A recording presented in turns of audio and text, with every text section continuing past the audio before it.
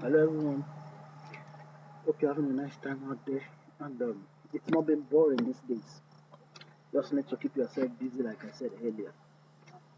Now in the last class we looked at empirical and molecular formula.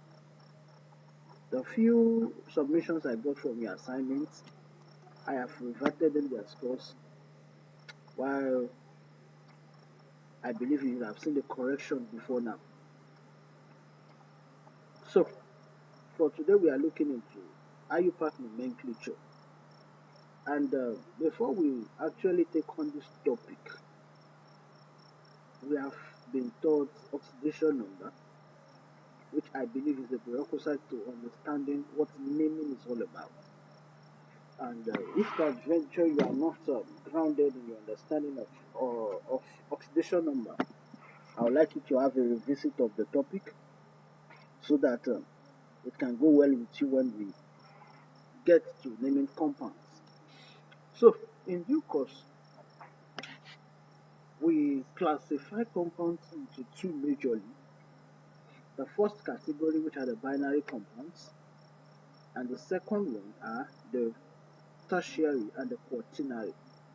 So we'll be looking to details at the binary compounds and what do we refer to as binary compounds. And that's the first thing you have on the listed item, which is binary compounds contain two elements only. And the indication of their name is that they end with "ide." They end with "ide." So they contain just two elements. So what you should look at for is whenever you see the name of a compound ending with "ide," that should tell you that it's a binary compound and just two elements are present. Now, what are the procedure for naming it? Naming them rather.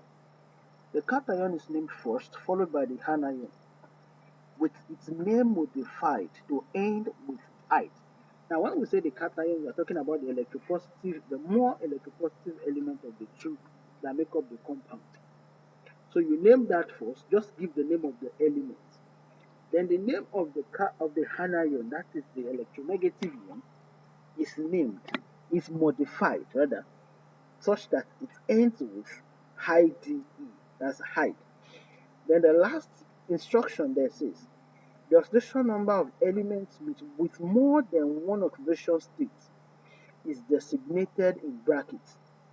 Now, how do we recognize elements that have more than one oxidation state?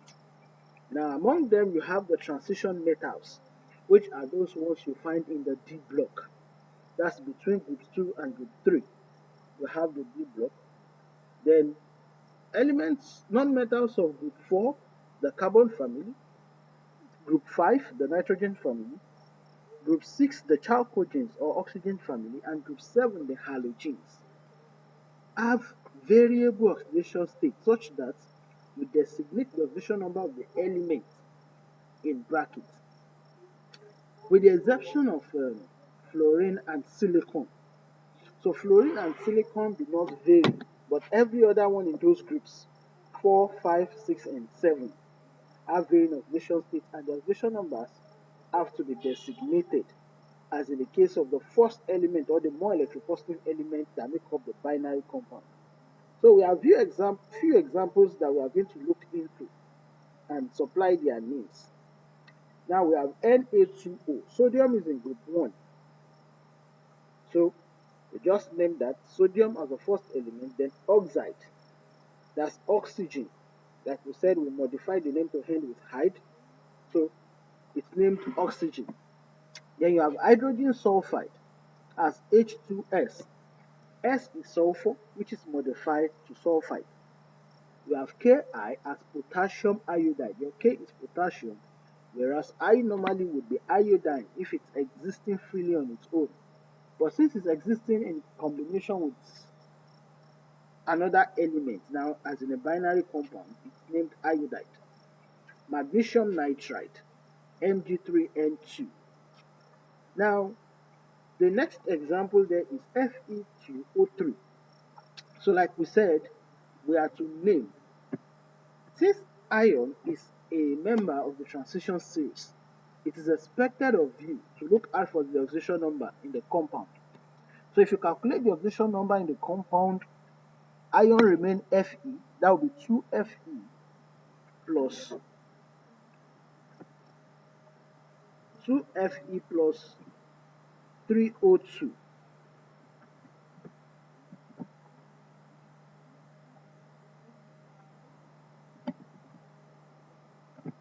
plus 3 into bracket minus 2, the oxidation state of oxygen. That should be equal to 0 since it's a neutral compound. So this is expected to give you 2Fe minus 6 equals 0. And that would give 2Fe equals plus 6. Then your Fe would be equal to plus 3. So that's why the oxidation state of iron being plus 3, and hence it is named iron 3 oxide. Now, ditto to FeO, that's iron 2 oxide. If you calculate the oxidation state of iron there, it will give you plus 2. Hence, you name that iron 2 oxide. You have CO here. Calculating oxidation state of carbon will give you carbon 2. So, oxygen is modified to end with hyd. In CO2, oxidation state of carbon there is 4. So, you modify your oxygen to end with hyd. So, you have carbon 4 oxide.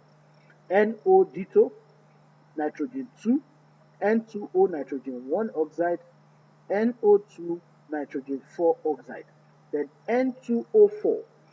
So for this now, in order to differentiate N2O4 from NO2, if you calculate the oxidation state of nitrogen, your N would give you plus 4. So we already had the nitrogen 4 oxide as NO2. Now, how do we differentiate it from nitrogen N2O4 rather? So in doing so, we bring in the stoichiometric number of the nitrogen atoms, and that gives us the name dinitrogen 4 oxide. So not to take much of our time on that, PCl3, if you calculate the oxidation state of phosphorus there, you have plus 3, and then PCl5, oxidation state of phosphorus there is what? Plus 5. Hence the names you have. Now, we're coming back again, we'll be looking into the oxidation states, the naming rather of the tertiary and the quaternary compounds. Now, when we say tertiary, we talk about elements with compounds with 3 elements, and when we say quaternary, we talk about compounds with 4 elements. So we'll look into this next. So please watch out as you meditate on what you have learned in the first video. Thank you very much.